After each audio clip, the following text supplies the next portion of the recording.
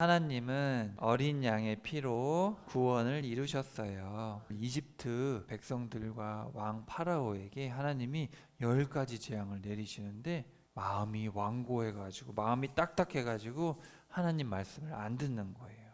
그래서 마지막에 하나님이 양의 피를 바른 이스라엘 백성들은 심판하지 않으시고 이집트 사람들은 양의 피를 안 발랐어요. 그래서 첫째 자녀는 다 죽은 거예요.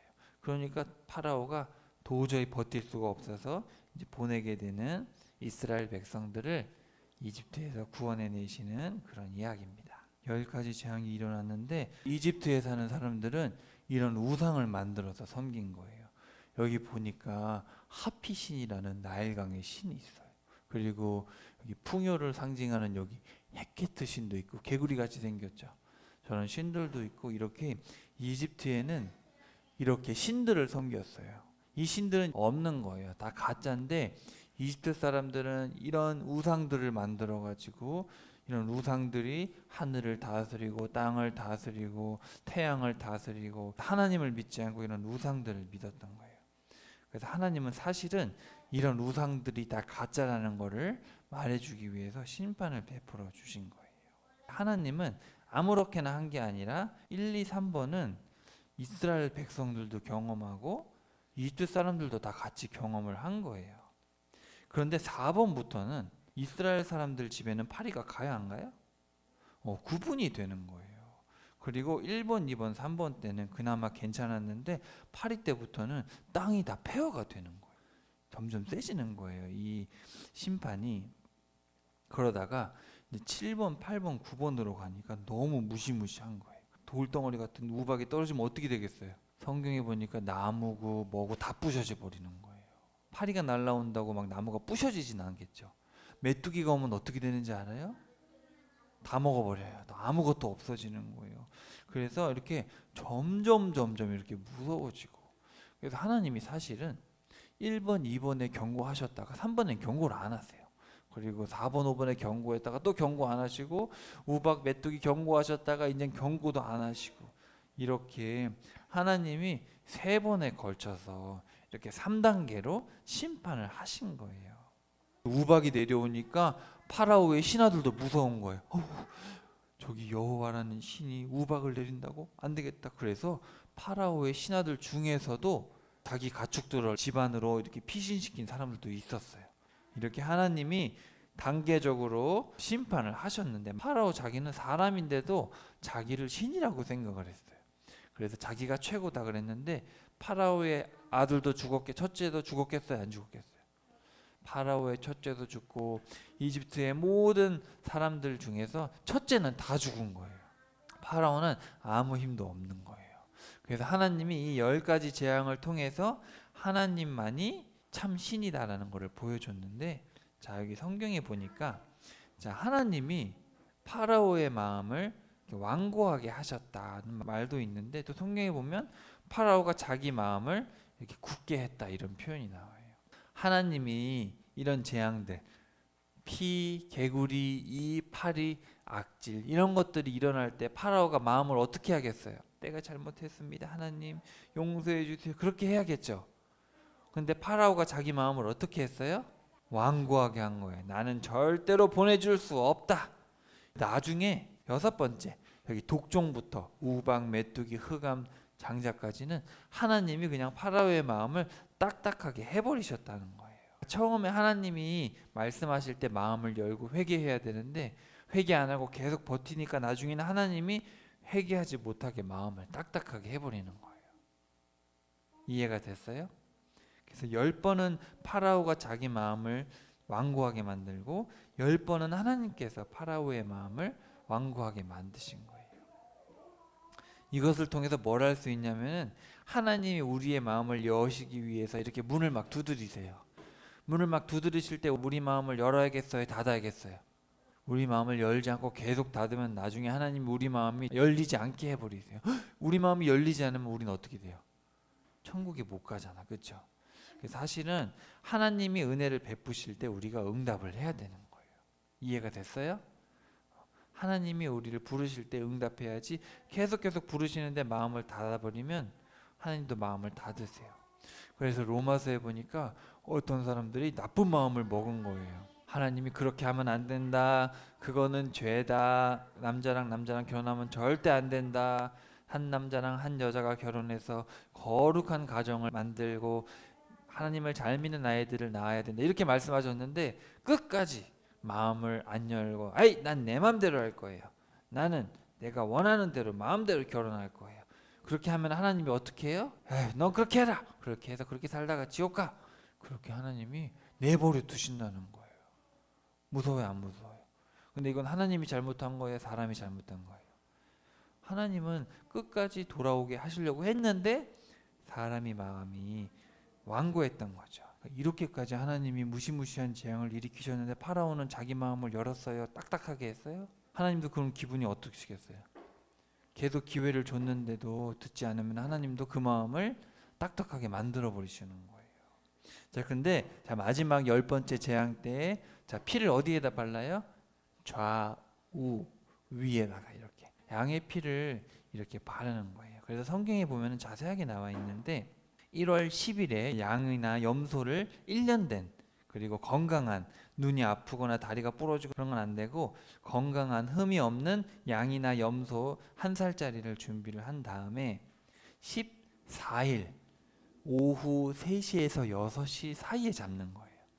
왜냐하면 이스라엘은 오후 6시가 되면은 다음 날이 되는 거예요. 우리나라는 잘 때 12시가 되면은 그 다음 날이 되거든요. 근데 이스라엘 백성들은 저녁 6시가 딱 되면은 다음 날이 되는 거예요. 그래서 14일이 끝날 때 오후 3시부터 6시 사이에 양을 잡고 그 양의 피를 문 위에 좌우에 이렇게 바르는 거예요. 그런 다음에 이제 양을 잡았으니까 하루가 지났겠죠. 6시가 넘었으니까. 그래서 15일이 되면은 이제 고기를 먹는데 고기를 생으로 먹지 않고 구워서 먹되 누룩을 넣지 않은 부풀리지 않은 딱딱한 빵이랑 쓴 나물을 먹는 거예요. 허리띠를 메고 신발을 신고 지팡이를 들고 빨리 이렇게 먹는 거예요. 빨리 어디를 떠나야 돼요, 이제? 빨리 이집트를 떠나야 되니까 이제 나갈 준비를 하는 거예요. 신발을 신고 허리띠를 메고 지팡이를 들고 쓴 나무라고 빵하고 부풀리려면 시간이 오래 걸리잖아요. 근데 그런 거 말고 밀가루로 만들자마자 누룩이 없는 부풀리지 않은 빵을 먹고 쓴 나무라고 먹고 고기를 구워 먹고 남기지 말고 빨리 먹고 신발 신고 막 이렇게 빨리 먹고 가라는 거예요. 어디를 떠나야 돼요? 빨리 이집트를 떠나야 되잖아요. 근데 나중에 이스라엘 백성들이 광야에 가서도 이거를 지켰거든요. 1월 14일이 되면은 양을 잡아가지고 그때도 그걸 먹으면서 똑같이 한 거예요. 그러면서 아 옛날에 우리가 이집트에서 노예로 있을 때 하나님이 우리를 구원해 주셨구나. 우리 이집트의 모든 첫째가 다 죽을 때도 우리는 양의 피를 발라서 우리를 구원해 주시고 이집트에서 탈출할 수 있도록 우리를 구원해 주셨구나. 그거를 기억할 수 있도록 한 거예요. 근데 이 어린 양의 피를 발랐는데 이게 뭔지 알아요? 이게 바로 예수님의 피인 거예요. 자, 여기 봐봐요. 여기 보면은 자, 여기 보면은 14일 6시부터 하루가 시작되거든요. 그래서 여기 3시에서 6시 여기 15일 여기가 될 때 여기 양을 잡는 거예요. 이때 양을 잡고 여기서부터 이제 무교절 7일 동안 누룩이 없는 빵을 이제 먹어야 되는데 예수님도 봐봐요. 예수님도 이때 돌아가신 거예요. 딱 예수님이 이때 돌아가신 거예요. 그래서 이때가 제가 생각했을 때는 수요일 3시에서 6시 그때 딱 돌아가신 거예요. 딱 돌아가시고 3일 24시간 3번 지나간 다음에 토요일 6시간 넘은 거죠. 6시간 넘어가지고 이제 부활하시고 주일날 새벽에 일요일 새벽에 이제 만나게 된 거죠. 지금으로부터 3,500년 전에 이렇게 이스라엘 백성들이 양을 잡아가지고 이렇게 발라가지고 이집트를 떠나서 구원을 받았죠. 그런데 여기 이때로부터 한 1,500년이 지나가지고 예수님이 오셔가지고 예수님이 대신 양 대신해서 이렇게 달리신 거예요. 근데 예수님이 대신 죽으시고 예수님의 피로 예수님을 믿는 모든 사람들을 죄에서 건지신 거예요. 이집트는 뭐가 많아요? 우상이 많죠. 이집트는 죄를 상징하고 세상을 상징하고 다 없어질 세상을 상징하는데 이스라엘 백성들은 이집트에서 떠나서 약속의 땅 가나안으로 갔잖아요. 그렇죠? 우리도 이 세상을 떠나서 이제 어디로 갈 거예요? 나중에 천국에 갈 거잖아요. 근데 그 천국에 가려면은 이스라엘 백성들이 가나안에 가려고 피를 바른 것처럼 우리는 누구의 피가 필요해요? 예수님의 피로 우리가 죄를 씻음 받아야 돼요. 그래서 2000년 전에 예수님께서 이 땅에 오셔서 저렇게 어린 양이 되셔가지고 대신 피를 흘려주셔서 우리가 천국에 갈 수 있게 된 거예요. 예수님을 잘 믿어야겠어요? 안 믿어야겠어요? 예수님을 잘 믿어야 돼요. 근데 성경에 보니까 이스라엘 백성들이 이제 발라가지고 이제 막 먹고 이제 나올 거 아니에요. 나왔을 때 하나님이 뭐라 그러냐면은 하나님께서 그날 이스라엘 백성들을 뭘로 편성했어요? 군대로 편성해서 이집트 땅에서 이끌어내셨다. 이제 이스라엘 백성들은 뭐예요? 군인들인 거예요. 무슨 군인일까요? 하나님의 말씀대로 살아서 악한 것들을 물리치는 하나님의 군사가 된 거예요. 우리도 예수님을 이제 믿잖아요. 우리도 군인인 거예요. 군인. 물론 우리 예수님이 대장이니까 예수님이 앞서 싸우시겠지만 우리도 예수님을 따라가는 주님의 군사들인 거예요. 그러면은 열심히 훈련받고 열심히 연습해서 우리가 싸워야겠죠. 그렇게 악과 싸울 수 있는 멋있는 하나님의 자녀들이 되어야겠어요. 하나님은 어린 양의 피로 구원을 이루셨어요. 자, 오늘 우리 두 가지를 생각해 볼 건데, 첫 번째는 구원은 하나님의 선물이며 동시에 순종의 결과이다. 우리가 하나님 말씀을 잘 믿어서 천국 가는 거예요? 아니면 하나님이 우리에게 그냥 천국을 가게 해주신 거예요? 천국을 갈 수 있도록 와라 했어요. 와라 했으면 가야 돼요? 안 가야 돼요? 가야 되는 건 우리의 몫인 거예요.